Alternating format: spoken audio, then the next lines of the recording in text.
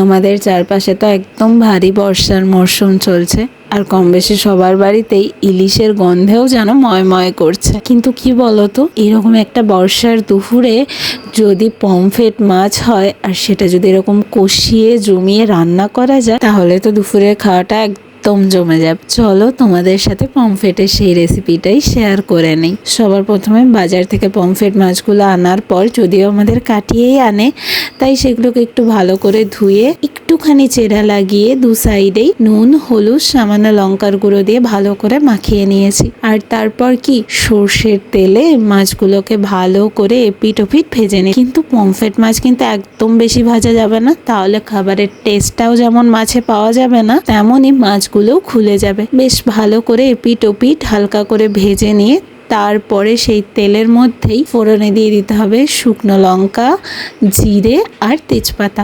হালকা ফোড়নটা ভাজা হয়ে গেলে দিয়ে দিতে হবে বেশ ভালো করে কুচি করে কেটে রাখা পেঁয়াজ।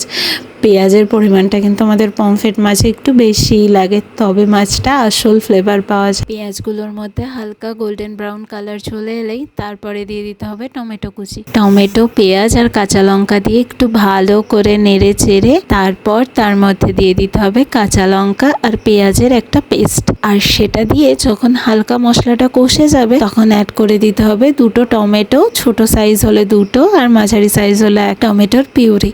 ভালো করে সমস্ত কিছু কষিয়ে নেওয়ার পর তার মধ্যে অ্যাড করতে হবে 2 চামচ মতন জিরে গুঁড়ো আর ধনিয়া গুঁড়ো। আমার একটা ভাজা মশলা বানানো থাকে, আমি সেটাই অ্যাড করে নিয়েছিলাম। ব্যাস, আর কি, আবারও খুন্তি দিয়ে ভালো করে মশলাটাকে জমিয়ে কষাতে হবে। তারপর মশলাটা যখন হালকা কষে যাবে, তখন অ্যাড করতে হবে আগে থেকে বানিয়ে রাখা একটা পেস্টার জন্য আমি এখানে 2 চামচ সাদা সর্ষে, 1 চামচ পোস্ত আর 1 চামচ মতন চার মগজ, সামান্য একটু নুন দিয়ে ভালো করে একটা স্মুথ পেস্ট তৈরি করে নিয়েছিলাম। সেই পেস্টটা দিয়ে নিয়ে ভালো করে আবারও কষাতে হবে যতক্ষণ না মশলা থেকে তেল ছাড়ে। ব্যাস, যখন মশলা কষে যাবে তখন আগে থেকে সামান্য একটু হালকা গরম জল করে রাখতে হবে। সেটা যার যতটা ঝোলের প্রয়োজন, মানে ঝোল তো নয়, গ্রেভি, যতটা মাখা গ্রেভি বা কারি যাই বলো সেটা প্রয়োজন, সেই অনুযায়ী জলটা অ্যাড করতে হবে। ব্যাস, এবার 2 মিনিট মতন টাইম দিলেই ঝোলটা ফুটে যাবে। তখন গ্যাসের ফ্লেমটা কম করে